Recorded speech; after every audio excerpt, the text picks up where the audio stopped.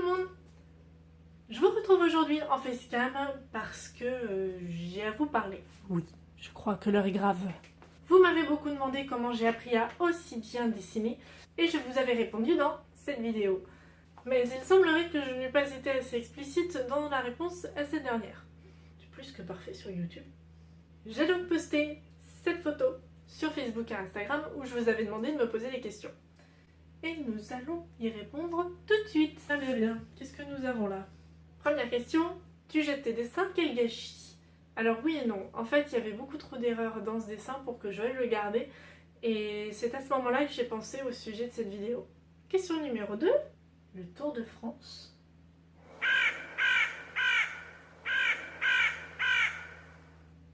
J'ai pas compris la question.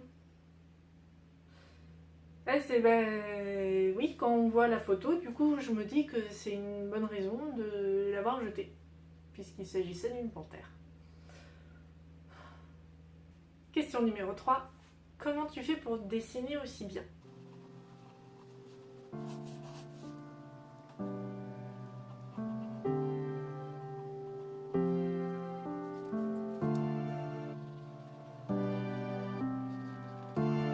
Voilà, je fais comme ça.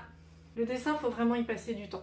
Plus on s'entraîne, plus on passe du temps sur notre dessin et plus on s'améliore. Aujourd'hui, on est dans une époque où il faut vraiment être hyper productif.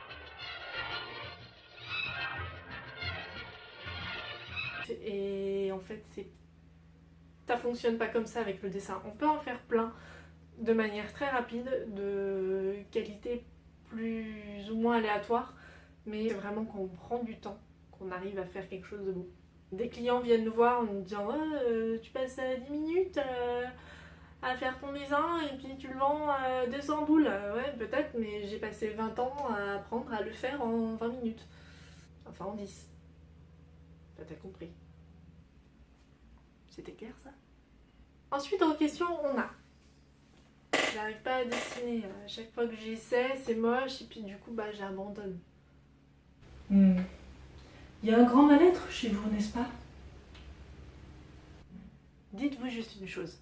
Moi non plus, j'aime pas ce que je fais. Souvent, je fais un dessin, je suis super contente. Sauf que des fois, je retourne le voir 20 minutes après et je l'aime plus. En le re-regardant, je trouve des défauts.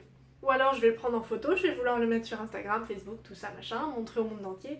Et c'est avec le recul de l'écran que je me rends compte des erreurs. Et là, c'est pire. Ou je le montre à mon entourage. Maman, maman, regarde mon dessin. Waouh, elle est super ta licorne. Attends. Ouais, elle est super jolie. Bravo ma chérie. Maman, c'est la voiture de papa quand il a cassé le lampadaire. Même si la plupart du temps, quand même, ils adorent ce que je fais et en fait, c'est juste moi. Ah. Faut bien se l'avouer, quand même, le problème, ça reste soi-même. On n'est jamais content de ce qu'on fait, mais si on prend le problème à l'envers, plutôt que de se braquer, de se bloquer et d'arrêter de dessiner, le mieux c'est de se dire ok, attends, j'ai fait de mon mieux aujourd'hui, je comprends ce qui ne va pas dans le dessin que j'ai fait là, et finalement je ferai mieux demain. Voilà, mais pour ça, il faut recommencer le lendemain. Ça permet de dédramatiser et surtout d'éviter les blocages qui empêchent de recommencer à dessiner ensuite.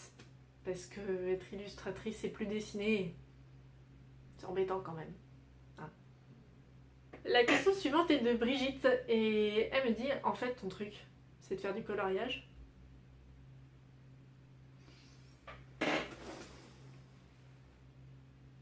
Ensuite nous avons je kifferais trop de savoir dessiner comme toi mais je sais pas par où commencer. Bon, du coup je fais rien. Voilà, on commence comme ça.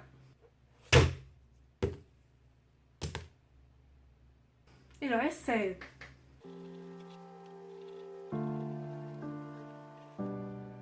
j'ai déjà répondu tout à l'heure en fait.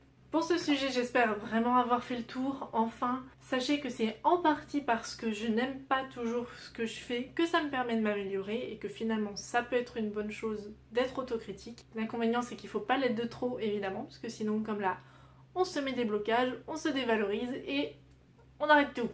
Je suis illustratrice et j'ai des déceptions tous les jours également. Mais j'ai aussi la satisfaction au fur et à mesure du temps de voir mon travail évoluer, de voir mon style progresser, changer.